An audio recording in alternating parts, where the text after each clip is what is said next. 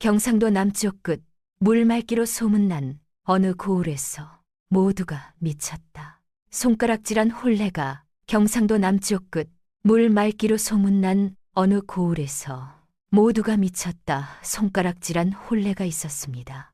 멧돼지 이빨 앞에서도 눈 하나 깜짝하지 않던 나무꾼 돌쇠가 절세미인 둘째 딸을 두고 밥만 축내는 골칫덩어리라 불리던 윤참봉댁 셋째 딸 순덕을 아내로 달라 청한 것입니다. 윤참봉은 속으로 웃었습니다. 저 짐덩어리를 드디어 치우게 되었다고 말이지요. 그러나 첫날 밤 낡은 방바닥이 갑자기 꺼졌을 때 순덕은 비명조차 지르지 않았습니다. 그녀는 발밑의 어둠을 가만히 내려다보다가 돌쇠의 손을 꽉 잡고 등골이 서늘해지는 한마디를 속삭였습니다.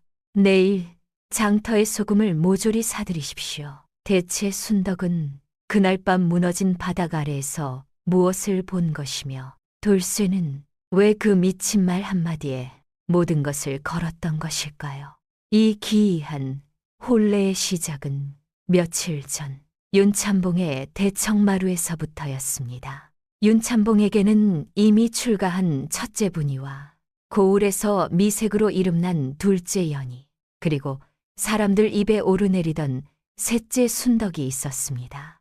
연희는 옥색 비단 저고리에 홍옥 가락지를 끼고 앉아 있으면 마치 하늘에서 내려온 선녀 같아 마을 사내들이 담벼락에 매달려 기웃거릴 정도였지요.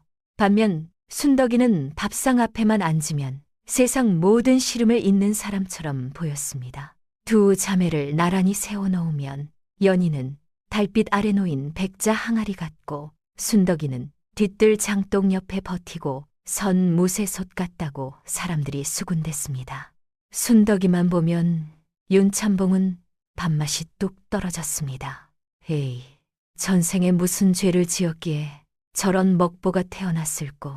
혼사는커녕 집안 양식이나 축내지 않으면 다행이련만.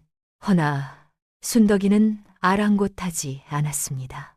남들이 뭐라 하건 제 몫의 밥그릇을 싹싹 비우고는 무쇠솥 뚜껑만 한 손으로 배를 두드리며 허허 웃을 뿐이었지요. 그 넉넉한 웃음소리가 마치 안방마님 같았으나 윤참봉의 눈에는 그저 미련한 고무로만 보였을 따름입니다. 그러던 어느 늦가을이었습니다. 윤참봉은 다가오는 환갑잔치에 쓸 멧돼지를 직접 잡겠다며 몰입꾼들을 이끌고 뒷산에 올랐습니다. 단풍이 온 산을 불태우는 듯한 절경에 취해 윤참봉은 그만 일행과 떨어져 깊은 숲속으로 들어가고 말았지요. 이보, 거기 있는가? 아무리 불러도 돌아오는 것은 메아리뿐. 사방이 적막강산이었습니다. 덜컥 겁이 난 윤참봉이 발길을 돌리려던 찰나였습니다. 덤불 속에서 거친 숨소리가 들려오더니 집채만 한 멧돼지 한 마리가 시뻘건 눈을 번뜩이며 튀어나오는 것이 아니겠습니까? 등에는 억센 털이 창처럼 곤두서 있고 입 밖으로 튀어나온 엄니는 어른 팔뚝보다 굵었지요. 굶주린 멧돼지가 땅을 박차고 달려들자 윤참봉은 비명조차 지르지 못하고 그 자리에 주저앉아 버렸습니다. 멧돼지의 누런 이빨이 코앞까지 닥친 절체절명의 순간이었습니다. 어디선가 이놈 하는 호통소리가 벼락처럼 내리꽂혔습니다. 동시에 삼배옷을 걸친 사내 하나가 멧돼지 등 위로 날아들었지요. 그는 낡은 자귀자루를 쥐고 멧돼지의 정수리를 냅다 후려쳤습니다. 빡! 소리만 들어도 뼈가 으스러지는 듯한 타격음이 숲을 울렸습니다. 멧돼지가 고통에 몸부림치며 날뛰었으나 사내는 멈추지 않았습니다. 멧돼지의 목덜미를 쇠스랑 같은 손으로 움켜쥐고는 그대로 땅바닥에 내리꽂아 버렸지요. 그 기세가 어찌나 대단한지 산중의 왕호랑이가 사람 탈을 쓴 게 아닐까 싶을 정도였습니다. 멧돼지는 몇 번 발버둥치더니 이내 거품을 물고 축 늘어졌습니다. 순식간에 벌어진 일에 윤참봉은 넋이 나가 입만 뻐끔거릴 뿐이었습니다. 사내는 거친 숨을 몰아쉬며 자기를 갈무리하고는 윤참봉에게 다가와 정중히 손을 내밀었습니다. 참봉 어른, 괜찮으십니까? 그제야 정신이 든 윤참봉이 사내의 얼굴을 뜯어보았습니다. 수검댕이 묻은 얼굴에 남루한 옷차림이었으나 그 눈빛만은 밤하늘의 별처럼 형형하게 빛나고 있었지요. 그는 아랫마을에 사는 가난한 나무꾼 돌쇠였습니다. 오, 네가 돌쇠 아니냐. 네 덕분에 목숨을 건졌구나. 윤참봉은 돌쇠의 손을 잡고 눈물을 글썽였습니다. 죽다 살아난 안도감에 잊고 있던 양반의 체면도 다 내려놓았지요. 내가 내 생명의 은인이다. 내 너에게 큰 상을 내리마. 천석군인 내게 못 줄 것이 무엇이겠느냐.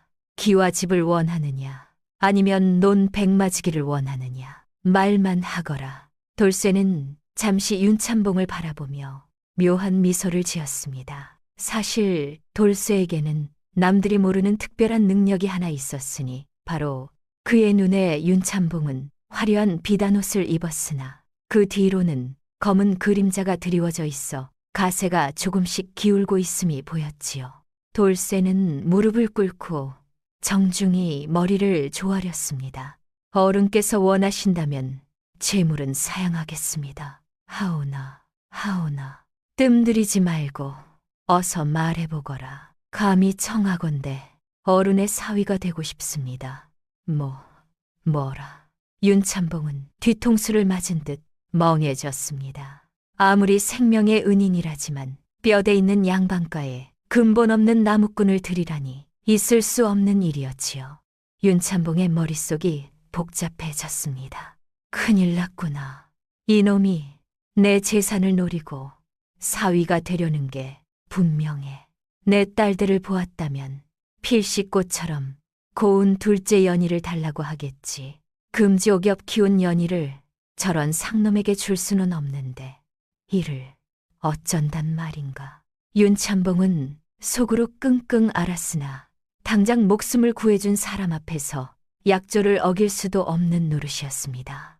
일단 집으로 데려간 뒤 돈으로 구슬려 돌려보낼 요량으로 억지 미소를 지으며 고개를 끄덕였습니다. 사내 대장부가 그 정도 배포는 있어야지. 좋다. 내 약조를 지킬 터이니 지금 당장 나와 함께 집으로 가자꾸나.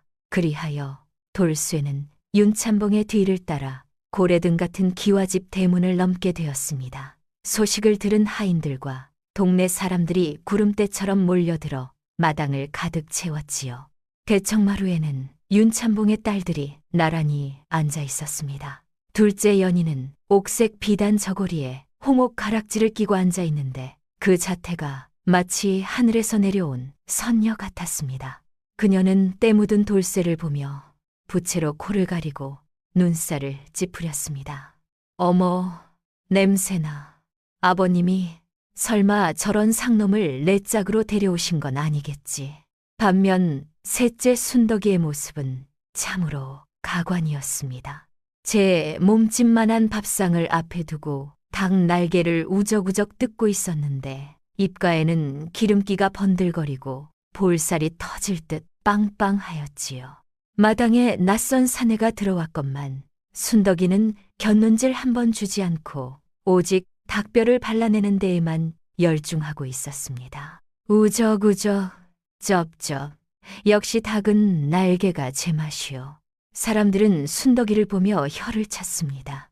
어이구, 저 덩치 좀 봐. 씨름판에 나가도 황소를 타오겠네. 돌쇠 저놈 땡 잡았구먼. 당연히 저렇게 고운 둘째 아기씨를 고르지 않겠어. 윤참봉이 헛기침을 하며 엄숙하게 입을 열었습니다. 속으로는 제발 돌쇠가 딴 마음을 먹지 않기를 빌면서 말이지요. 약속은 천금과 같은 법. 내 너에게 선택할 기회를 주마. 여기 있는 내 딸들 중 누가 네 평생의 반려가 되기를 원하느냐. 마당에 모인 모든 이들의 시선이 돌쇠의 입술 끝에 매달렸습니다. 돌쇠는 천천히 고개를 들어 두 자매를 응시했습니다. 먼저 둘째 연희를 보았습니다. 그녀의 미모는 눈부셨으나 돌쇠의 눈에는 그녀 등 뒤로 밑빠진 독과 시커먼 먹구름이 보였습니다. 화려함 속에 감춰진 허영과 낭비의 기운이었지요. 저 여인을 데려간다면 3년 안에 쪽박을 찰 것이 불보듯 뻔했습니다. 이어 돌쇠의 시선이 셋째 순덕이에게로 옮겨갔습니다. 여전히 닭 날개를 뜯느라 정신없는 그녀는 둥글둥글한 덩치가 산 같고 고음이라고는 찾아볼 수 없는 모습이었습니다. 하오나 돌쇠는 보았습니다. 순덕이의 머리 위로 솟구치는 찬란한 황금빛 서광을, 그리고 그녀의 등 뒤에 웅크리고 있는 거대한 호랑이의 형상이 보였습니다. 그것은 집안을 일으켜 세우고 온갖 재앙을 막아낼 여장군의 기백이자 굴러들어올 복덩어리의 기운이었습니다. 돌쇠의 입가에 확신에 찬 미소가 번졌습니다. 그는 성큼성큼 앞으로 걸어나갔습니다. 윤참봉은 심장이 덜컥 내려앉아 눈을 질끈 감았습니다. 아이고, 이제 내 예쁜 연희가 나무꾼 마누라가 되는구나. 하지만 돌쇠가 멈춘 곳은 마지막 닭 날개를 입에 넣으려던 순덕이의 앞이었습니다. 장인어른, 돌쇠의 우렁찬 목소리가 마당을 쩌렁쩌렁 울렸습니다. 그는 손가락을 쭉 뻗어 기름 묻은 입술을 오물거리는 순덕이를 가리켰습니다. 저는 저기 닭 날개 뜯고 계신 셋째 따님을 제 아내로 맡겠습니다. 순간 마당에는 찬물을 끼얹은 듯한 정적이 흘렀습니다. 바람 소리조차 멈춘 듯 고요한 가운데 순덕이가 놀라서 씹던 닭뼈를 뚝 떨어뜨리는 소리만이 들려올 뿐이었지요. 윤참봉은 자신의 귀를 의심하며 눈을 비볐습니다. 당연히 둘째를 지목할 줄 알고 거절할 핑계를 생각하고 있었는데 엉뚱하게도 천하의 골칫덩어리를 달라니 이게 꿈인가 생시인가 싶었지요. 뭐라 저 밥귀신을, 아니 셋째를 말하는 것이냐. 이놈이 정녕 실성을 했구나.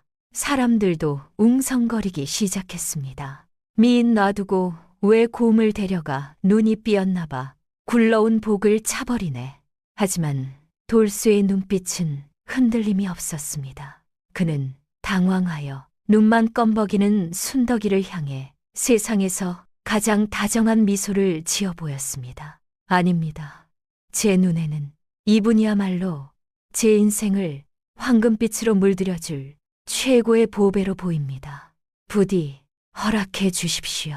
윤참봉은 돌쇠의 말이 떨어지기가 무섭게 덩실덩실 춤이라도 출 기세였습니다. 혹여나 돌쇠가 마음을 바꿀까 저어하여 그 길로 당장 혼례 날짜를 잡아버렸지요. 밤만 축내던 골칫덩어리 셋째를 치우게 되었으니 윤참봉에게는 이보다 더한 경사가 없었습니다. 혼례식 날이 밝았습니다. 윤참봉 댁 마당에는 아침부터 고소한 전 부치는 냄새가 진동을 하였지요. 마을 사람들은 혀를 차면서도 이 기묘한 구경거리를 놓칠세라 구름처럼 몰려들었습니다. 구경 나온 아낙네들이 입을 모아 수군거렸습니다. 세상에, 천하의 윤참봉 댁 사위가 나무꾼이라니 이게 무슨 병고란 말인가? 옆에 있던 노인이 혀를 차며 맞장구를 쳤지요. 신부가 저 덩치라지 신랑 허리가 나만 하려나 모르겠네. 사람들의 수군거림 속에 신랑 돌쇠가 입장했습니다. 빌려 입은 사모관대가 헐거워 자꾸만 흘러내리는 꼴이 우스꽝스러웠지요. 하지만 돌쇠의 표정만은 장원급제라도 한 듯 싱글벙글하였습니다. 이어 신부 순덕이가 등장하자 좌중은 숨을 죽였습니다. 족두리를 쓰고 연지곤지를 찍었으나 그 거대한 덩치는 감출 수가 없었지요.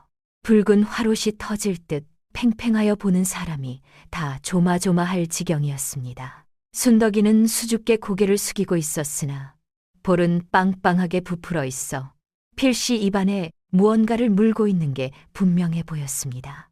그렇게 우당탕탕 혼례식이 끝이 나고 이제 신행을 떠날 차례가 되었습니다. 윤참봉은 마지막으로 순덕이를 배웅하며 짐짓 슬픈 표정을 지었으나 입가에 새어나오는 웃음은 감추지 못했지요.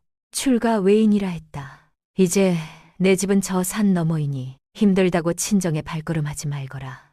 부디 잘 살아야 한다. 순덕이는 덤덤하게 대답했습니다. 네, 아버지. 밥이나 굶지 않고 살면 다행이지요. 순덕이는 혼례용으로 특별히 세를 낸 가마 앞에 섰습니다.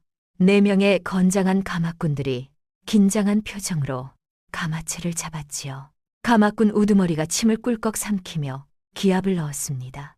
자, 든다. 하나, 둘, 으라차. 가마꾼들이 안간힘을 쓰며 가마를 들어 올렸습니다. 순덕이의 육중한 몸이 가마 안으로 들어가 앉는 순간이었습니다. 뿌지직, 뚝, 둔탁한 파열음과 함께 굵은 참나무 가마채가 반으로 부러져 버리고 말았습니다. 가마는 그대로 땅바닥에 처박혔고 가마꾼들은 중심을 잃고 나뒹굴었지요. 아이고, 허리야, 내 허리.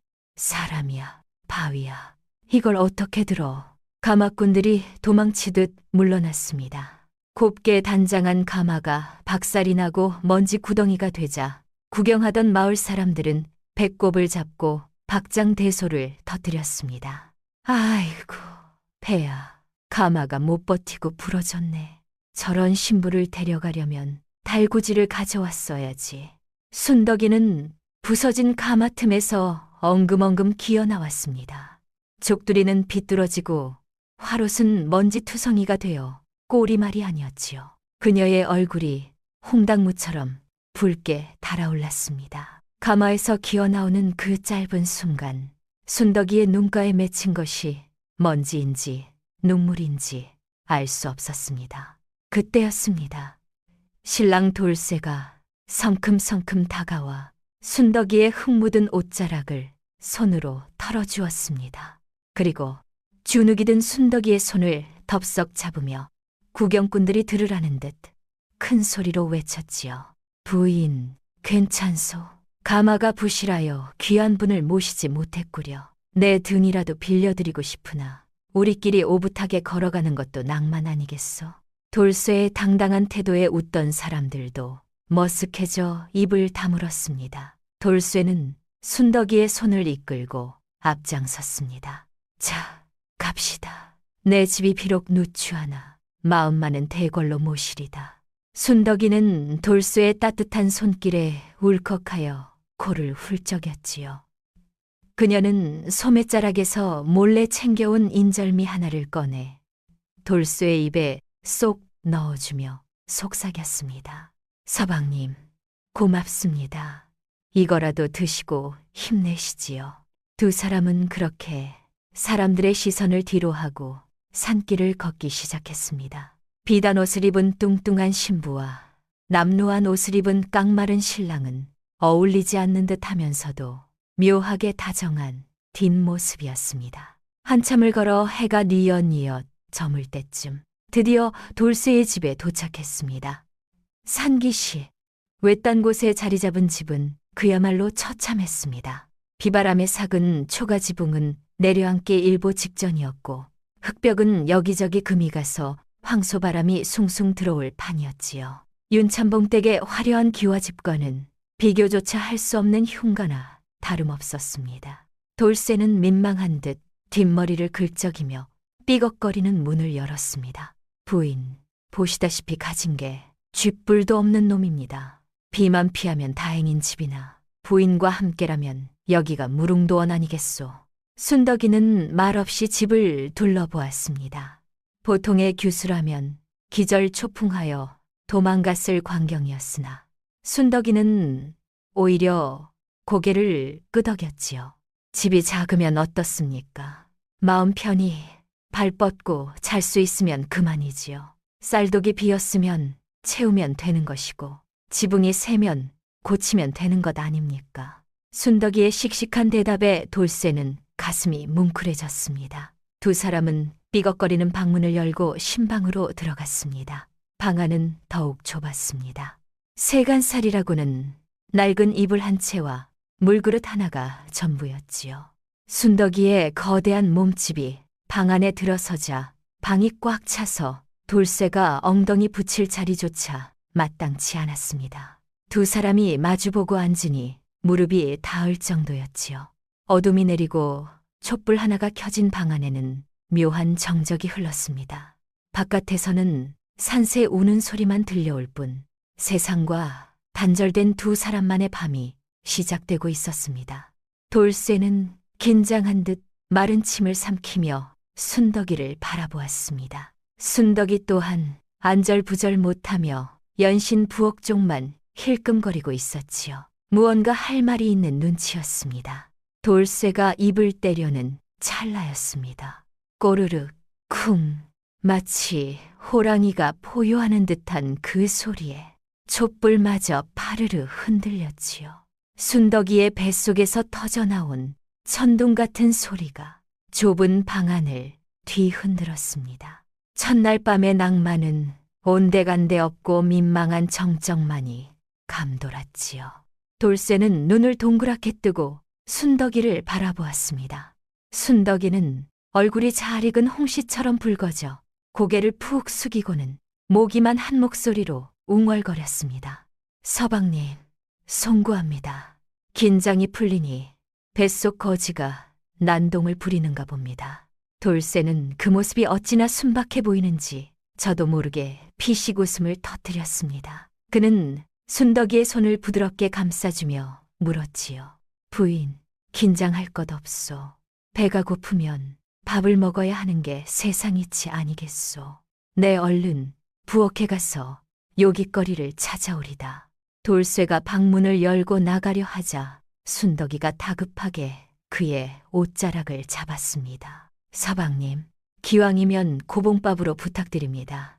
찬밥도 좋고 누룽지도 좋습니다. 돌쇠는 고개를 끄덕이고는 부엌으로 달려갔습니다. 가난한 살림이라 먹을 것이라곤 아침에 먹다 남은 찬밥 덩어리와 찐 고구마 몇 알이 전부였지요. 돌쇠는 그것들을 소반에 담아 방으로 들였습니다. 차린 건 없으나 많이 드시오. 내일 날이 밝으면 쌀을 구해다 따뜻한 밥을 지어드리리다. 순덕이는 밥상을 보자마자 눈빛이 달라졌습니다. 방금 전까지 수줍어하던 새색시는 온데간데 없고 며칠 굶은 장수처럼 숟가락을 쥐었지요. 꿀맛입니다, 서방님. 집 밥맛이 참으로 좋습니다. 순덕이는 순식간에 찬밥 한 그릇을 비우고 고구마까지 껍질째 씹어 먹었습니다. 그것도 모자라 돌쇠가 내일 아침 먹으려 했던 식은 누룽지까지 오도독 오도독 씹어 먹었지요. 돌쇠는 턱을 괴고 앉아 그 모습을 넋을 잃고 바라보았습니다. 부인, 천천히 드시오. 체하겠소. 돌쇠가 물사발을 건네자 순덕이는 단숨에 들이키고는 만족스러운 표정으로 배를 두드렸습니다. 꺽, 이제야 좀 살 것 같습니다. 제 평생 눈치 안 보고 이리 배불리 먹어본 것은 오늘이 처음입니다. 배가 부른 순덕이는 기분이 좋아졌는지 좁은 방 안에서 몸을 이리저리 뒤척였습니다. 그녀가 엉덩이를 들썩이며 기지개를 켜는 순간이었습니다. 우지끈 쾅, 벼락이 치는 듯한 굉음과 함께 순덕이의 엉덩이 밑에 있던 구들장이 맥없이 꺼져버리고 말았습니다. 날글대로 낡은 방바닥이 거대한 무게를 견디지 못하고 내려앉은 것이지요. 엄마야. 순덕이는 비명을 지르며 구멍난 바닥 틈으로 쑥 빠져버렸고 옆에 있던 돌쇠는 먼지 구름을 뒤집어 쓰고 콜록거렸습니다. 한밤중에 난데없는 굉음에 잠자던 동네 사람들이 혼비백산하여 뛰어왔습니다. 불이야, 어디서 불이 났나. 아이고, 돌쇠집 무너진다. 살문을 박차고 들어온 마을 사람들은 흙먼지 속에서 엉덩이만 내놓고 끼어있는 순덕이와 넋이 나간 돌쇠를 보고는 상황을 파악했습니다. 걱정하던 표정들은 순식간에 조롱으로 바뀌었지요. 이것 좀 보게. 첫날 밤에 신랑 잡아먹는다는 소리는 들었어도 집을 잡아먹는 신부는 처음 보네. 뒤따라온 아낙네들도 혀를 찼습니다. 저 덩치에 낡은 구들장이 백이겠어. 돌쇠 저놈 집 고치느라 등골 휘게 생겼구먼. 사람들의 비웃음 소리가 마당을 가득 채웠으나 순덕이는 부끄러움도 잊은 채 멍하니 허공을 응시하고 있었습니다. 그녀의 눈동자가 평소와 달리 기이하게 빛나기 시작했지요. 돌쇠가 사람들을 돌려보내고 순덕이를 부축해 일으키며 물었습니다. 부인, 어디 다친 데는 없어? 많이 놀라셨구려. 순덕이는 돌쇠의 손을 뿌리치듯 잡으며 진지한 표정으로 입을 열었습니다. 그녀의 눈에서는 서늘한 빛이 일렁이고 있었지요. 서방님, 다친 게 문제가 아닙니다. 방금 땅이 꺼지는 순간 제 머릿속에 번개 같은 깨달음이 스쳤습니다. 돌쇠는 순덕이의 기세에 눌려 마른 침을 삼켰습니다. 깨달음이라니요. 그게 무슨 소리요? 순덕이는 낮고 단호한 목소리로 말했습니다. 내일 날이 밝는 대로 읍내 장터에 나가십시오.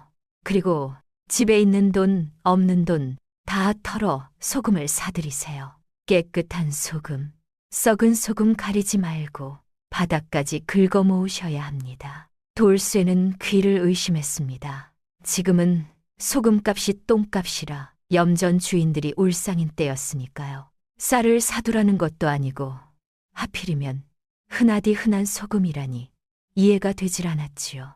부인, 쌀도 아니고 하필이면 소금이요? 지금 소금 장수들은 파리만 날리고 있어.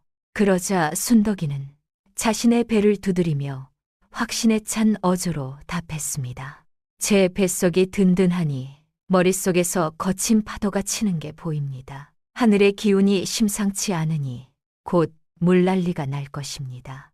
서해의 염전들이 모두 물에 잠겨 소금 한 톨 구하기 어려운 세상이 올 것입니다. 돌쇠는 순덕이의 눈빛에서 멧돼지를 때려잡을 때 느꼈던 그 전율을 다시금 느꼈습니다. 겉모습은 우둔해 보이나 그 안에 깃든 영험한 기운이 돌쇠의 가슴을 뛰게 만들었지요.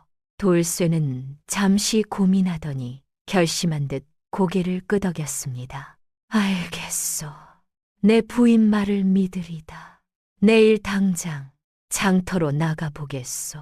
순덕이는 그제야 안도한 듯 희미하게 미소를 지었습니다. 무너진 구들장 틈으로 차가운 밤바람이 들어왔으나 두 사람의 눈빛만은 뜨겁게 타오르고 있었습니다.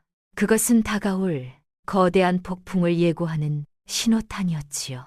이튿날 날이 밝기가 무섭게 돌쇠는 집을 나섰습니다. 순덕이의 말대로 소금을 사기 위해 동네방네 돈을 끌어다닌 것이지요. 평소 성실하기로 소문난 돌쇠였기에 이웃들은 쌈짓돈을 내주었으나 그가 돈을 쓰는 용처를 듣고는 모두 혀를 찼습니다. 아니, 돌쇠 이 사람아. 장가간 지 하루 만에 빚을 내서 소금을 산다니 제정신인가? 주막집 주모가 걱정스러운 듯 물었으나 돌쇠는 굳게 다문입을 열지 않았습니다. 그는 읍내 장터로 달려가 소금이란 소금은 모조리 사들였습니다. 소금 장수들은 웬 미친놈이 재고를 다 처리해 준다며 덩실덩실 춤을 추었지요. 다 쓰러져가는 오두막 마당에는 소금 가마니가 산더미처럼 쌓여갔습니다. 순덕이는 마루에 앉아 그 광경을 지켜보며 흐뭇하게 인절미를 씹을 뿐이었습니다. 지나가던 마을 사람들이 그 꼴을 보고 수군거렸습니다. 저 집은 이제 망했네, 망했어. 공 같은 마누라가 밥을 많이 먹으니 소금이라도 쳐서 먹으려나 보지. 사람들의 비웃음에도 돌쇠는 묵묵히 소금 가마니 위에 기름 먹인 천막을 덮고 새끼줄로 꽁꽁 묶었습니다. 그렇게 열흘이 지났을 무렵이었습니다. 그런데 말입니다. 거기서 예상치 못한 일이 벌어졌습니다. 읍내에서 제법 행세하는 거상 최서방이 돌쇠를 찾아온 것이지요. 기름진 얼굴에 비단 두루마기를 걸친 그는 마당 한가득 쌓인 소금 가마니를 보자마자 눈을 가늘게 좁혔습니다. 여보게 돌쇠, 내가 자네의 그 소금을 몽땅 사주겠네. 산 가격에 갑절을 쳐줄 테니 어떤가? 갑절이라는 말에 돌쇠의 눈이 흔들렸습니다. 평생 만져보지 못한 큰 돈이 눈앞에서 아른거렸지요. 하지만 돌쇠는 최서방의 눈빛이 묘하게 신경 쓰였습니다. 그 눈에는 손해를 감수하겠다는 사람의 눈빛이 아니라 더 큰 이익을 앞에 둔 사람의 탐욕이 번들거리고 있었습니다. 그날 밤 돌쇠는 순덕이에게 최서방의 제안을 털어놓았습니다. 순덕이는 말없이 잠시 생각에 잠기더니 조용히 물었습니다. 서방님, 그 사람 눈빛이 비 오기 전 개구리 눈 같았습니까? 돌쇠는 그 말을 듣는 순간 머리가 번쩍 열리는 느낌이었습니다. 맞았습니다. 최서방의 눈빛은 정확히 그랬습니다. 먹이를 앞에 두고 잔뜩 부풀어 오른 개구리의 눈, 그 또한 비가 올 것을 알고 있었던 것입니다. 아니, 어쩌면 돌쇠보다 훨씬 정확한 정보를 쥐고 있는지도 몰랐습니다. 돌쇠는 이를 악물었습니다. 팔지 않겠소. 이튿날 최서방이 다시 찾아와 세갑절을 불렀습니다. 돌쇠는 고개를 저었습니다. 최서방은 콧방귀를 끼며 돌아갔지요. 그리고 사흘 뒤 또 찾아와 이번에는 5갑절을 불렀습니다. 돌쇠의 가슴이 쿵쾅거렸습니다. 오두막 살림에 그 돈이면 평생 먹고 살 수 있었습니다. 그날 밤 돌쇠는 또 순덕이에게 물었습니다. 순덕이는 인절미를 씹다 멈추고 마당에 소금 가마니를 오래 바라보더니 입을 열었습니다. 서방님, 개구리가 더 크게 울수록 비는 더 크게 옵니다. 돌쇠는 그 길로 마당으로 나가 소금 가마니를 더욱 단단히 묶었습니다. 그리고 사흘 뒤였습니다. 갑자기 마른 하늘에 날벼락이 치더니 굵은 빗방울이 후두둑 떨어지기 시작했습니다. 처음에는 그저 지나가는 소나기려니 했으나 빗줄기는 점점 굵어져 하늘의 구멍이라도 뚫린 듯 퍼부어댔습니다. 우르릉 쾅쾅. 천지를 뒤흔드는 천둥소리와 함께 시작된 비는 하루 이틀로 그치지 않았습니다. 사흘, 나흘, 열흘이 지나도록 멈출 줄 모르고 쏟아지는 폭우에 강물이 넘치고 둑이 터져나갔지요. 서해안의 염전들은 모조리 물바다가 되어 쓸려 내려갔고 소금 창고들은 빗물에 녹아 짠물만 남고 말았습니다. 그런 전국 팔도에 소금 대란이 일어났습니다. 사람이 쌀 없이는 며칠을 버텨도 소금 없이는 못 사는 법이지요. 김치를 담글 수도 국간을 맞출 수도 없게 된 백성들은 아우성을 쳤고 소금값은 천정부지로 치솟았습니다. 평소 한 푼 두 푼 하던 소금값이 100배, 200배가 뛰었건만 그나마도 물건이 없어 못 파는 지경이었지요. 그 최서방은 어찌 되었냐고요. 나중에 알고 보니 그는 돌쇠보다 먼저 소금을 사들였으나 지대가 낮은 곳에 쌓아두었다가 홍수에 몽땅 녹아버리고 말았습니다. 5갑절을 불렀던 그 혀가 돌쇠네 집 앞에서 10번은 더 날름거리게 될 줄은 꿈에도 몰랐겠지요. 그때 유일하게 소금이 젖지 않고 산더미처럼 쌓여있는 곳이 있었으니 바로 지대가 높고 순덕이가 미리 단단히 단속을 해둔 돌쇠네 집이었습니다. 소문을 듣고 거상들과 양반들이 돌쇠네 오두막으로 구름처럼 몰려들었습니다. 개중에는 며칠 전까지 돌쇠를 미친놈이라 손가락질하던 이들도 섞여 있었지요. 그들은 저마다 돈주머니를 흔들며 소리를 높였습니다. 여보게 돌쇠, 소금 한 가마니만 팔게. 내 후하게 쳐줌세. 아니, 내가 더 주겠소. 포목 2피를 드리겠습니다. 돌쇠는 눈이 휘둥그레져서 어찌할 바를 몰랐습니다. 그때 순덕이가 방문을 열고 천천히 마루로 걸어 나왔습니다. 덩치 큰 그녀가 팔짱을 끼고 서자 좌중이 쥐 죽은 듯 조용해졌습니다. 순덕이는 그들을 내려다보며 여장부다운 호탕한 목소리로 외쳤습니다. 줄을 서시오. 엽전은 받지 않겠습니다. 거상들이 웅성거리자 순덕이가 단호하게 조건을 내걸었습니다. 쌀과 포모 그리고 쓸만한 토지 문서를 가져오시는 분께 먼저 드리겠습니다. 물물 교환이 원칙입니다. 순덕이의 진두지휘 아래 거래가 시작되었습니다. 돌쇠는 형식상 앞에 서서 거래를 맡았고 순덕이는 뒤에서 눈으로 하나하나를 점검하며 돌쇠의 귓가에 낮게 속삭였습니다.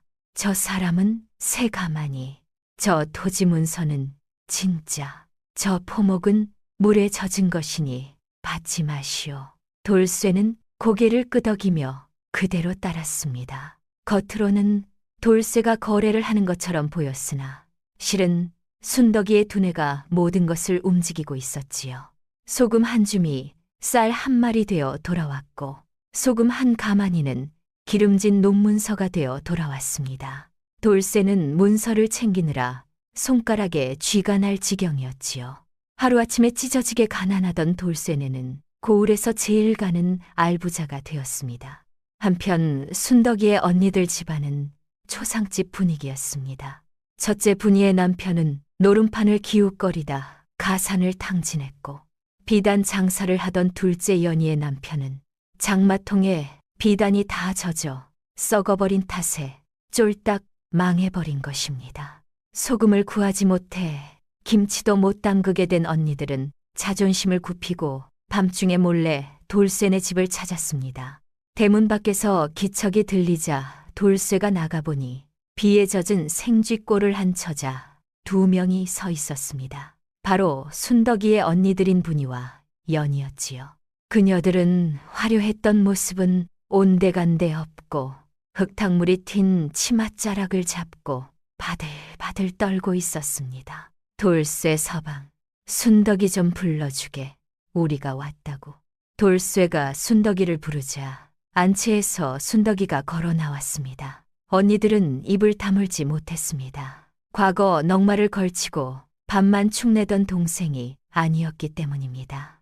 최고급 무명으로 지은 넉넉한 치마 저고리를 입고 머리에는 은비녀를 꽂은 순덕이는 마치 대궐의 마마님처럼 위엄이 넘쳤지요. 순덕이는 언니들을 훑어보며 덤덤하게 물었습니다. 언니들, 웬일이요? 이 밤중에 소금 얻으러 왔소? 연희가 울먹이며 대답했습니다. 그래, 김치 담글 소금이 없어 밥도 못 먹고 있다. 제발 소금 조금만 나눠다오. 나중에 갚으마. 순덕이는 혀를 출출 차더니 하인을 불렀습니다. 여봐라, 여기 소금 2자루 내어드려라. 언니들의 얼굴에 화색이 돌았습니다. 순덕이는 하인이 가져온 소금 자루를 언니들 앞에 내주며 따끔하게 한마디를 덧붙였지요. 가져가서 김치나 담가두시오. 그리고 형부들 단속 좀 잘하고 사시오. 여자가 얼굴만 예쁘다고 하늘에서 밥이 떨어지는 게 아니란 말이오. 그 말은 언니들의 가슴에 비수가 되어 꽂혔습니다. 얼굴이 붉어진 언니들은 소금 자루를 짊어지고 도망치듯 어둠 속으로 사라졌습니다. 돌쇠는 그 광경을 지켜보며 순덕이의 넓은 등판이 그렇게 믿음직스러울 수가 없었습니다. 부인, 당신은 정말 하늘이 내린 복덩어리요. 내 당신을 업고 다니리다. 순덕이는 쑥스러운 듯 배를 긁적이며 웃었습니다. 서방님, 칭찬은 나중에 하시고 밥이나 주시지요. 거래를 하느라 기운을 뺐더니 배가 고픕니다.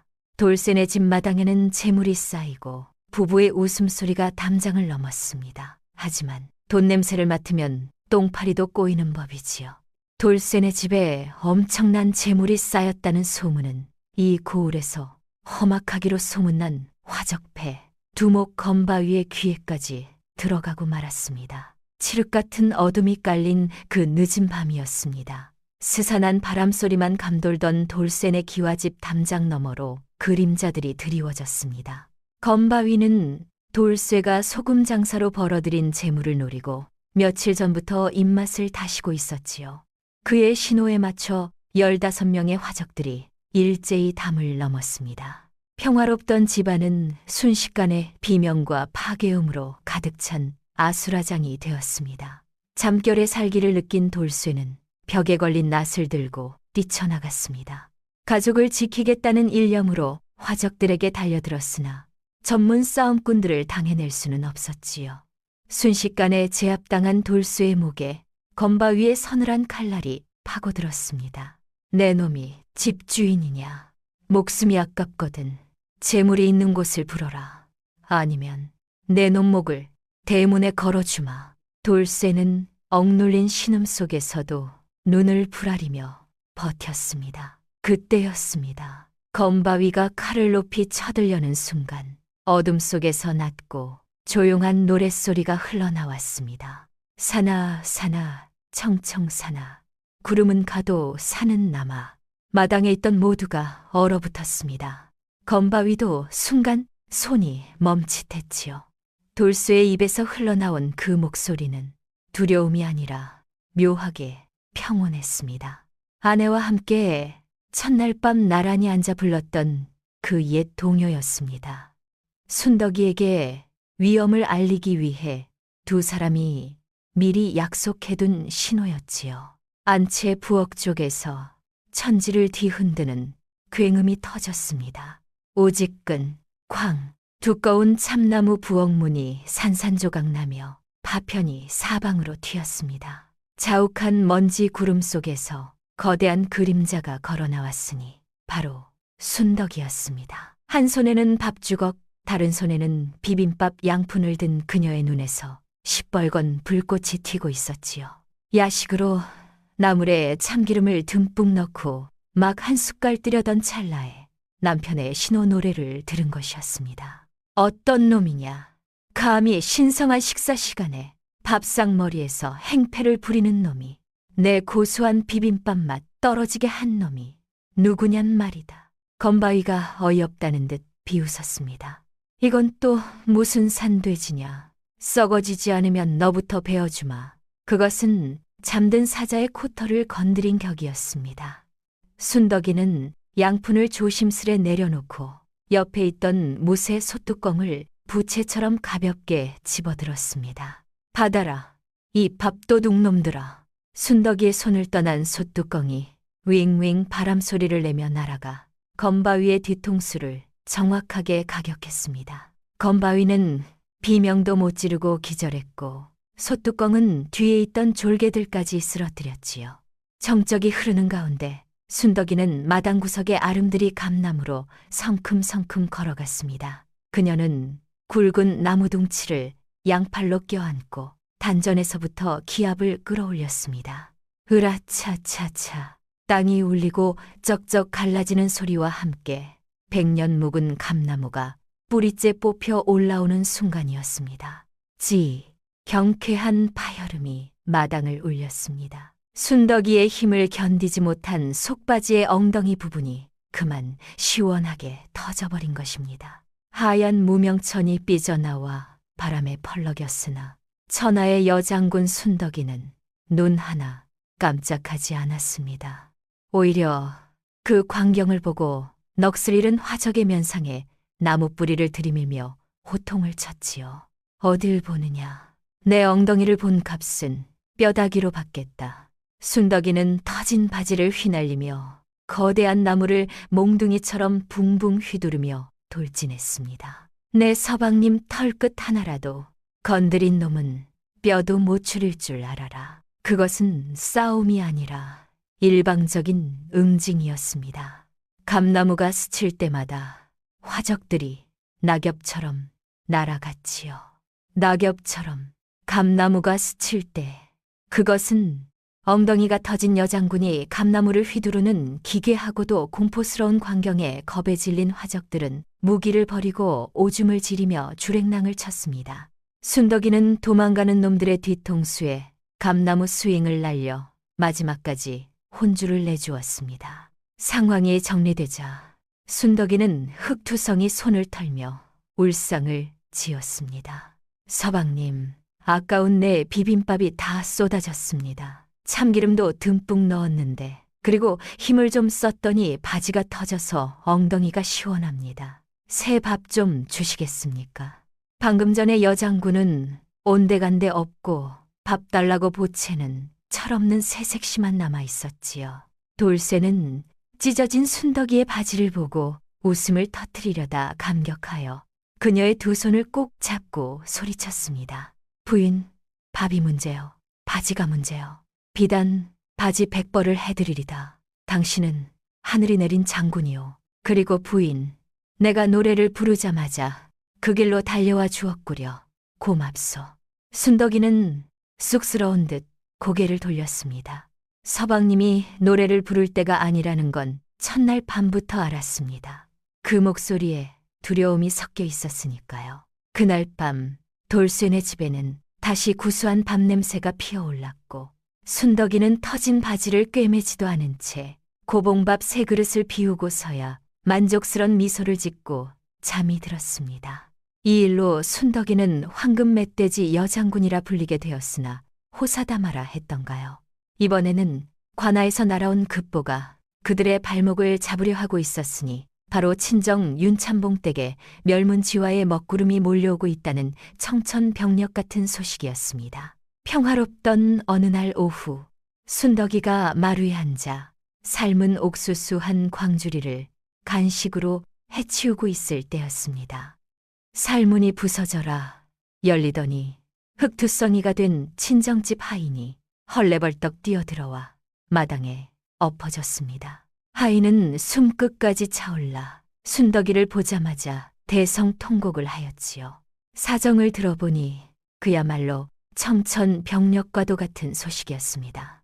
이 고을을 다스리는 관찰사가 윤참봉을 국난을 틈타 쌀을 매점매석하여 폭리를 취하고 세금을 포탈했다는 혐의로 잡아갔다는 것이었습니다. 이는 명백한 모함이었습니다.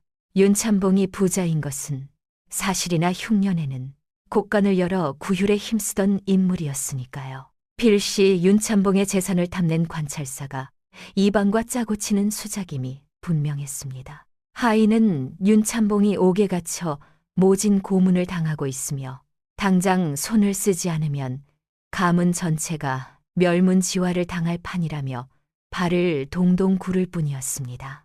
순덕이가 먹던 옥수수를 내려놓고 물었습니다. 언니들에게는 기별을 했느냐? 하인이 더욱 서럽게 울며 고했습니다. 가장 먼저 첫째와 둘째 아가씨 댁을 찾았으나 분이 아가씨는 역적의 집안과 엮이면 시댁까지 망한다며 문전박대를 하였고 연희 아가씨는 출가 외인이니 친정일은 모른다며 하인에게 소금을 뿌려 내쫓았다는 것이었습니다. 평소 아버지의 귀여움을 독차지하며 비단옷에 가락지를 끼고 살던 딸들이 정작 아비가 죽게 생기니 가장 먼저 등을 돌린 셈이었지요. 옆에서 듣던 돌쇠가 주먹을 불끈 쥐며 분개했습니다. 천하의 몹쓸 사람들 같으니라고. 장인어른이 누구 덕에 호의호식하며 컸는데 어찌 그리 매정할 수 있단 말이오. 돌쇠는 당장이라도 낫을 들고 관아로 쳐들어갈 기세였습니다. 하오나 순덕이는 돌쇠를 제지했습니다. 그녀는 곰처럼 우직한 덩치 속에 여우 같은 지혜를 품고 있는 여인이었지요. 무력으로 관아를 습격했다가는 오히려 영모죄를 인정하는 꼴이 될 터였습니다. 순덕이는 잠시 눈을 감고 생각에 잠기더니 무릎을 치며 돌쇠에게 일렀습니다. 서방님, 낯은 두고 창고 열쇠를 챙기십시오. 그리고 마당에 있는 소달구지를 모두 대령하라 이르십시오. 돈을 좋아하는 관리에게는 돈 냄새를 풍겨야 하고 명분을 좋아하는 관찰사에게는 명분을 줘야 하는 법입니다. 우리는 나 대신 쌀가마니로 싸울 것입니다. 그날 밤 돌쇠네 창고가 활짝 열렸습니다. 소금 장사로 벌어들인 막대한 양의 쌀과 포목들이 달구지 10대에 나뉘어 실렸지요. 순덕이는 가장 단단한 무명옷을 차려입고 달구지 위에 올라탔습니다. 달구지 행렬이 관아 앞에 도착했을 때는 관찰사가 윤참봉을 문초하려던 참이었습니다.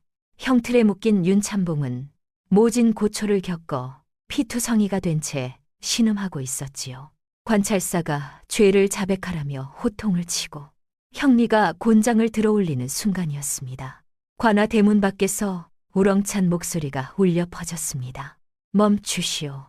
윤참봉의 사위 돌쇠, 장인의 무고를 밝힐 증거를 가지고 왔습니다. 돌쇠가 앞에 나서며 외쳤습니다. 형리들이 동작을 멈추고 관찰사가 눈살을 찌푸렸지요. 돌쇠는 당당하게 관아 안으로 걸어 들어갔습니다. 그의 뒤로 달구지 10대가 줄지어 들어오자 구경꾼들이 술렁였습니다. 달구지의 덮개가 걷어지자 눈부신 하얀 쌀가마니와 빛 고운 포목꾸러미들이 드러났습니다. 관찰사의 눈이 탐욕으로 번들거리기 시작했습니다.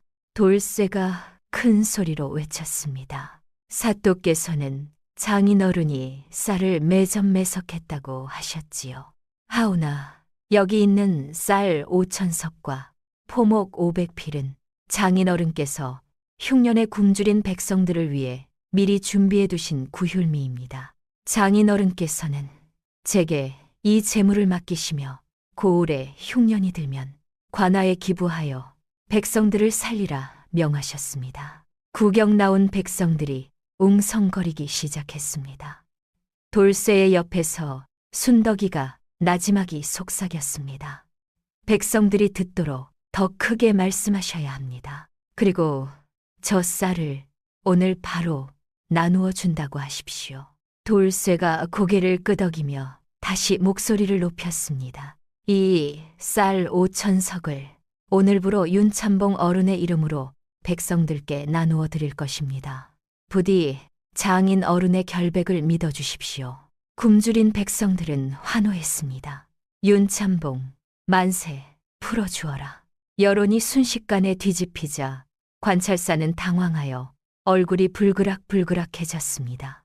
그때 달구지 뒤편에서 순덕이가 조용히 걸어나와 관찰사에게 가까이 다가갔습니다. 그녀의 목소리는 낮았으나 단호했습니다. 사또, 이 쌀을 사또의 이름으로 조정에 보고하여 공을 세우십시오. 대신 제 아버님은 무죄로 방면해 주십시오. 만약 거절하신다면 저는 이 쌀을 백성들에게 직접 뿌리고 사또께서 무고한 사람을 잡아가 백성들을 굶겨 죽이려 한다고 한양에 상소를 올릴 것입니다. 이것은 협박이자 달콤한 유혹이었습니다. 명분과 실리를 모두 챙길 수 있는 제안을 거절할 바보 관리는 없었지요. 관찰사는 헛기침을 몇 번 하더니 태도를 싹 바꾸어 윤참봉을 의인이라 치켜 세우며 당장 풀어주라 명했습니다. 관아마당에 환호성이 터져 나왔습니다. 돌쇠는 얼른 형틀로 달려가 장인어른을 부축해 일으켰습니다. 피투성이가 된 윤참봉은 흐릿한 눈으로 순덕이를 바라보았습니다. 평소 미련하다고 구박하던, 밥만 많이 먹는다고 타박하던 그 못난 딸이 위풍당당하게 서서 자신을 구해낸 것입니다. 반면 금지옥엽으로 키웠던 고운 딸들은 코빼기도 보이지 않았지요. 윤참봉의 눈에서 뜨거운 눈물이 주르륵 흘러내렸습니다. 돌쇠가 먼저 다가가 부축하려 하자 윤참봉은 떨리는 손을 돌쇠의 팔 너머로 뻗어 딸을 향해 내밀었습니다. 스스로 선택한 손길이었지요. 그는 흐느끼며 말했습니다. 순덕아, 내 딸 순덕아, 이 못난 애비를 용서해 다오. 내가 눈이 멀어 진주를 알아보지 못하고 돌멩이 취급을 했구나. 순덕이는 다가와 투박한 손으로 아버지의 눈물을 닦아주었습니다. 아버지, 울지 마십시오. 배가 고파서 우시는 거면 집에 가서 밥상을 차려드리겠습니다. 그 무심한 듯 따뜻한 위로에 윤참봉은 소리내어 엉엉 울고 말았습니다. 순덕이는 아버지를 자신의 튼튼한 등에 업었습니다. 윤참봉이 스스로 딸의 등을 향해 몸을 기댄 것이었지요. 돌쇠가 앞에서 달구지를 끌고 순덕이가 뒤에서 아버지를 업고 가는 그 행렬은 그 어떤 왕의 행차보다도 위엄있고 아름다웠습니다. 그렇게 위기를 넘기고 집으로 돌아온 며칠 뒤였습니다. 긴장이 풀린 탓인지 강철 같던 천하장사 순덕이가 시름시름 알아눕기 시작했습니다. 돌쇠는 순덕이의 이마에 물수건을 올려주며 밤새 곁을 지켰지요. 부인, 아프지 마시오. 차라리 내가 아픈 게 낫지. 당신이 누워있으니 집안이 텅 빈 것 같소. 며칠을 앓던 순덕이의 몸에 기이한 변화가 일어나기 시작했습니다. 열이 오르락 내리락 할 때마다 산처럼 거대하던 그녀의 몸집이 조금씩 줄어들고 있었던 것입니다. 그것은 단순한 병이 아니라 그녀가 평생 짊어지고 있던 가문의 애군과 나쁜 기운이 풀려나가는 신호였는지도 모릅니다. 이윽고 순덕이가 자리를 털고 일어난 날 아침이었습니다.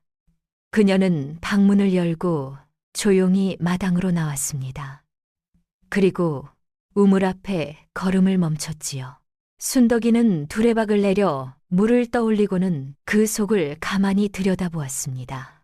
난생 처음 보는 얼굴이 거기 있었습니다. 두툼한 볼살도 파묻힌 눈도 사라진 낯선 얼굴. 순덕이는 한참 동안 그 얼굴을 바라보았습니다. 물 위에 비친 여인과 눈을 맞추듯 아주 오래. 그러더니 두레박을 천천히 기울여 물을 한 모금 마셨습니다.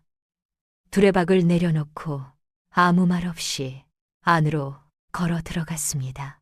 돌쇠가 물동이를 들고 마당으로 나오다 그녀를 보고는 그 자리에 굳어버렸습니다. 쨍그랑 물동이가 산산조각 나는 소리가 아침의 정적을 깨뜨렸으나 돌쇠는 그 소리조차 듣지 못한 듯 멍하니 서 있었지요. 방문을 꽉 채우다 못해 문틀이 휘어질 듯 거대했던 몸집은 온데간데 없고 키가 훤칠하고 어깨가 딱 벌어진 단단한 여인이 그 자리에 서 있었습니다. 살에 파묻혀 보이지 않던 눈은 쌍꺼풀이 진하게 드러나 샛별처럼 빛났고 두툼하던 턱선은 날렵하게 살아나 있었지요. 부인, 그게 정녕 당신이요. 순덕이는 쑥스러운 듯 자신의 몸을 내려다보며 헐거워진 옷자락을 여몄습니다. 서방님, 저 순덕입니다. 자고 일어났더니 몸이 깃털처럼 가벼워 저도 놀라고 있는 중입니다. 그런데 서방님, 방금 우물에서 물 한 모금을 마셨는데 물맛이 어떻소? 순덕이는 잠시 생각하더니 빙그레 웃었습니다. 달군요. 돌쇠는 그 짧은 두 글자에 왈칵 눈물이 차올랐습니다. 달다. 이 여인이 평생 쓴 것만 삼켜왔다는 것을 그는 알고 있었으니까요. 두 사람이 방 안에 마주 앉아 차를 나누니 순덕이가 그간 숨겨왔던 비밀을 털어놓았습니다. 서방님, 사실 저는 태어날 때부터 무거운 업보를 지고 나왔습니다. 제 친정 가문에 닥칠 멸문지화의 애군과 굶주린 백성들의 한탄이 제 몸으로 들어와 쌓이는 팔자였지요. 그래서 먹어도 허기가 지고 그 나쁜 기운을 누르기 위해 제 몸이 그리도 비대해졌던 것입니다. 돌쇠는 그제야 고개를 끄덕였습니다. 순덕이가 그토록 많이 먹고도 항상 무언가에 쫓기듯 불안해 보였던 이유가 바로 그것이었습니다. 그녀는 혼자서 가문과 세상의 불행을 몸으로 받아내고 있었던 셈이지요. 헌데 이번에 아버님의 누명을 벗기고 쌀을 풀어 백성들을 구하지 않았습니까? 그 큰 덕을 쌓은 덕분에 제 몸을 짓누르던 애군이 씻은 듯이 사라진 것입니다. 이제 저는 더 이상 배가 고프지 않습니다. 돌쇠는 그 말을 듣고 눈시울이 붉어졌습니다. 예뻐진 아내의 모습이 좋아서가 아니었습니다. 그 어린 나이에 남모를 고통을 혼자 감내해왔을 순덕이의 마음고생이 가여워서였지요. 부인, 나는 당신이 천하절색이 되어서 기쁜 것이 아니요. 이제 당신이 그 무거운 짐을 내려놓고 편안해졌다는 것이 사무치게 고마울 뿐이요. 당신이 다시 예전처럼 변한다 해도 내 마음은 변치 않을 것이요. 순덕이는 화한하게 웃었습니다. 그 미소는 칠흑 같은 밤바다를 비추는 등대처럼 돌쇠의 마음을 환하게 밝혔지요. 소문은 발 없는 말이 되어 천리를 갔습니다. 돌쇠네 뚱보 마누라가 선녀가 되었다더라 하는 이야기가 고을 전체에 퍼져나갔습니다. 사람들은 순덕이의 얼굴을 한번 보겠다며 돌쇠네 집 담장을 기웃거렸지요. 가장 배가 아픈 것은 순덕이의 언니들이었습니다. 분이와 연희는 소문을 듣고 코웃음을 쳤습니다. 뚱보가 살이 빠져봤자지 가죽만 늘어져서 보기 흉할 게 뻔해. 두 자매는 심술 담은 마음을 먹고 돌쇠네 집을 찾았습니다. 하오나 대문이 열리고 순덕이가 걸어 나오자 언니들은 입을 떡 벌리고 말았습니다. 화려한 비단옷을 입고 당당하게 걸어 나오는 순덕이의 자태는 감히 범접할 수 없는 위엄과 아름다움을 뿜어내고 있었기 때문입니다. 과거 자신들이 비웃던 미련한 동생은 온데간데 없고 고귀한 귀부인이 서 있었지요. 홍이와 연희는 자신들의 초라한 행색이 부끄러워 쥐구멍이라도 찾고 싶은 심정이었습니다. 순덕이는 언니들을 보며 빙그레 웃었습니다. 언니들, 오셨소. 들어와서 다과라도 드시고 가시구려. 순덕이의 여유로운 태도에 언니들은 얼굴이 홍당무가 되어 도망치듯 돌아갔습니다. 그 뒷모습을 보며 돌쇠가 통쾌하다는 듯 웃었으나 순덕이는 조용히 고개를 저었지요. 서방님, 너무 웃지 마십시오. 저들도 오죽 못났으면 저러겠습니까? 가진 게 외모뿐이었는데 그마저도 시들어가니 마음이 헛헛해서 저러는 겁니다. 순덕이는 외모가 변했어도 그 넉넉한 마음씨만은 변하지 않았던 것입니다. 어느 날 밤 돌쇠와 순덕이는 마루에 앉아 달을 보며 술잔을 기울였습니다. 돌쇠가 순덕이를 그윽하게 바라보며 물었지요. 부인, 이제 애군도 사라졌고 재물도 쌓였으니 우리는 무엇을 하며 살면 좋겠소? 대궐 같은 기와집을 더 지을까요? 아니면 한양으로 가서 벼슬이라도 사볼까요? 순덕이는 고개를 저으며 술잔을 내려놓았습니다. 그녀의 눈빛이 다시금 샛별처럼 빛났습니다. 서방님, 저는 이번에 깨달았습니다. 재물은 똥거름과 같아서 한 곳에 모아두면 악취가 나고 썩지만 밭에 골고루 뿌리면 거름이 되어 꽃을 피운다는 것을요. 우리가 가진 이 막대한 재물을 우리끼리만 쓴다면 언젠가 다시 애군이 닥칠 것입니다. 그럼 어찌하면 좋겠소? 이 고을에는 병들고 가난하여 약 한 첩 쓰지 못하고 죽어가는 이들이 너무나 많습니다. 우리 집 곳간을 열어 그들을 위한 병원과 배움터를 만드는 것이 어떻겠습니까? 돌쇠는 무릎을 탁 쳤습니다. 역시 부인의 뜻은 태산보다 높고 바다보다 깊구려. 내 부인의 뜻을 따르리다. 그날부터 돌쇠 부부는 바빠졌습니다. 건물을 짓고 의원을 초빙하며 가난한 아이들을 위한 서당을 세울 계획을 세웠지요. 하오나 말입니다. 여기서 또 한 가지 고비가 있었습니다. 고을 관아에서 개인이 이런 큰 시설을 짓는 것은 허가를 받아야 한다며 제동을 건 것입니다. 돌쇠가 머리를 싸맸으나 순덕이는 오히려 고개를 끄덕였습니다. 잘 됐습니다. 관아의 이름이 붙어야 이 일이 오래 갑니다. 서방님, 고을 현감 어른께 청을 드리러 갑시다. 두 사람은 현감을 찾아갔습니다. 현감은 소금 대란 때 순덕이가 백성들을 구하는 것을 직접 눈으로 본 사람이었지요. 그는 이 부부가 재물을 축내지 않고 백성을 위해 쓰려 한다는 말에 긴 수염을 쓰다듬으며 고개를 끄덕였습니다. 그리하여 현감이 직접 보증을 서고 이름을 내려주기로 하였지요. 현판에 새길 이름은 무엇으로 할까요? 현감이 붓을 들고 물었습니다. 순덕이는 잠시 생각하더니 답했습니다. 해민당이라 해주십시오. 백성에게 은혜를 베푸는 집이라는 뜻입니다. 현감은 그 자리에서 붓을 들어 해민당 세 글자를 힘차게 썼습니다. 그 현판이 돌쇠네 집 대문 위에 걸리는 날 고을 전체가 들썩였습니다. 순덕이는 현장을 지휘하며 예전의 그 괴력을 다시 한번 발휘했습니다. 영차, 인부들이 끙끙대던 대들보를 순덕이가 번쩍 들어 올리자 사람들이 환호성을 질렀습니다. 와, 역시 여장군 만세. 살은 빠졌어도 그 천하장사 힘은 그대로였던 것입니다. 순덕이는 호탕하게 웃으며 대들보를 어깨에 메고 날랐지요. 그리고 봄바람이 살랑이며 온 세상에 생기를 불어넣던 어느 날 해민당이 드디어 문을 열었습니다. 순덕이는 소매를 걷어붙이고 직접 떡과 국밥을 나르며 손님들을 맞이했습니다.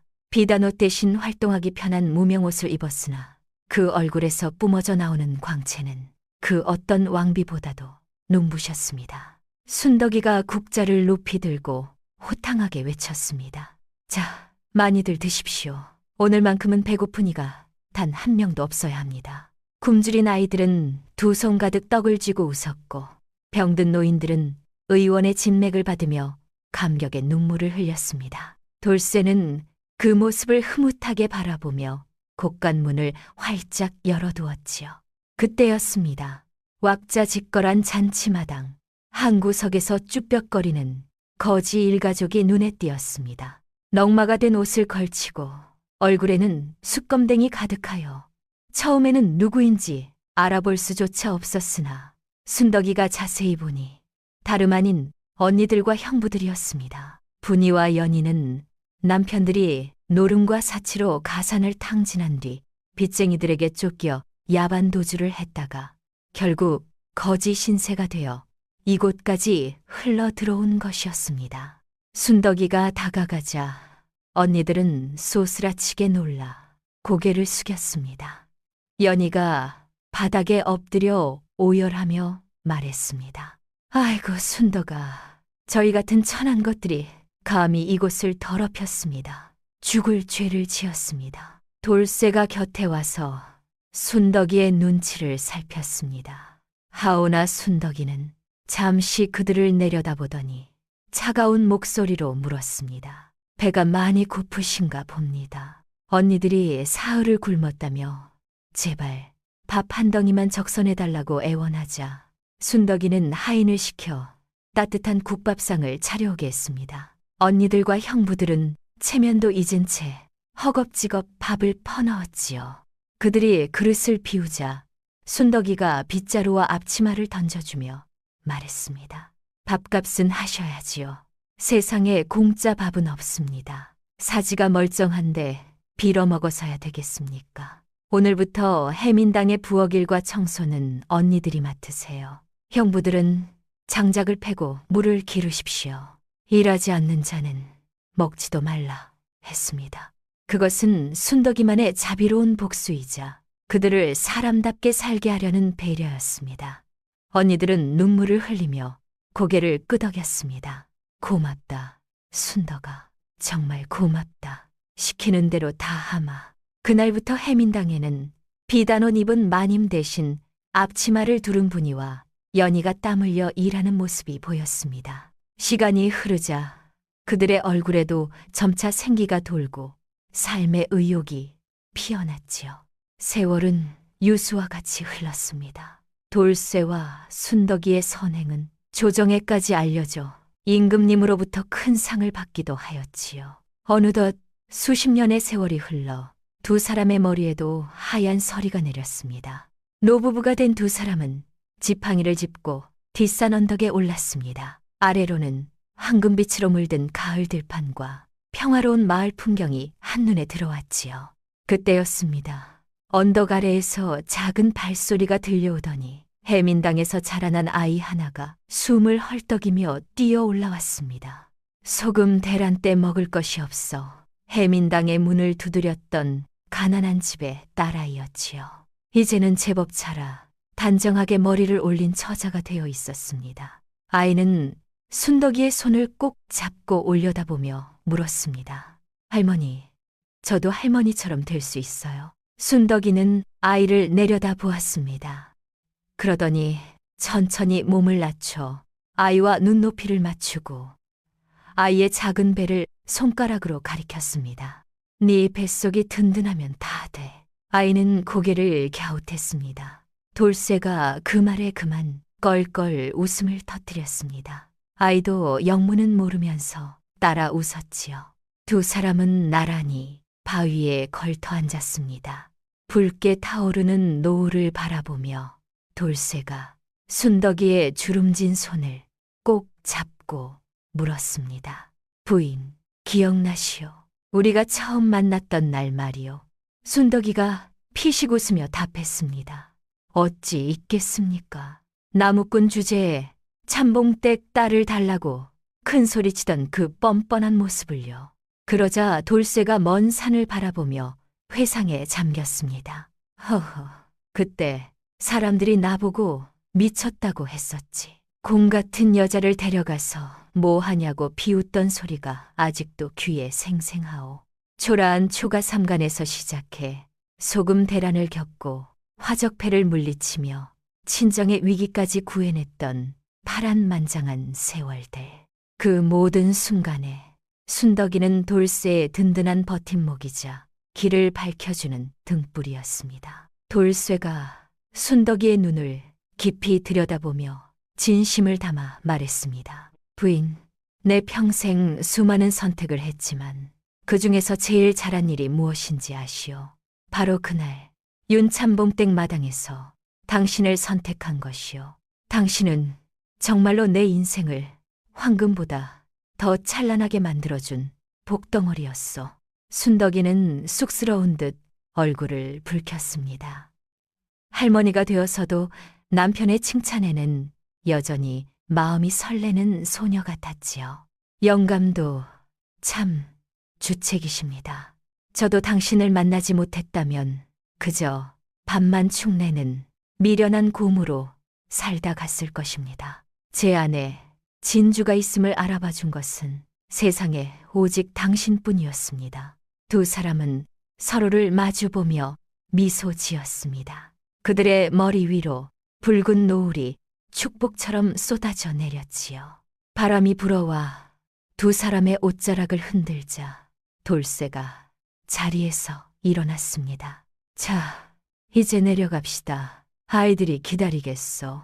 알겠습니다. 오늘 저녁은 영감이 좋아하시는 된장찌개를 끓여드리지요. 노부부는 서로를 의지하며 천천히 언덕을 내려갔습니다. 그들의 뒷모습은 그 어떤 젊은 연인보다도 아름답고 다정해 보였지요. 언덕 아래 아이가 두 사람을 향해 손을 흔들고 있었습니다. 절세미인 대신 솥단지 셋째를 택했던 나무꾼 돌쇠와 스스로 운명을 개척하여 여장군이 된 순덕이의 이야기는 그렇게 고을의 전설이 되어 오래오래 전해져 내려왔답니다. 겉모습에 현혹되지 않고 진실한 가치를 알아본 자에게는 반드시 하늘이 복을 내린다는 교훈과 함께 말이지요. 산 너머 해가 완전히 저물고 하늘에는 순덕이의 눈동자처럼 맑은 별들이 하나둘 떠오르기 시작했습니다. 돌쇠와 순덕이의 집, 해민당의 불빛은 그 밤에도 꺼지지 않고 온 세상을 환하게 비추고 있었더랍니다.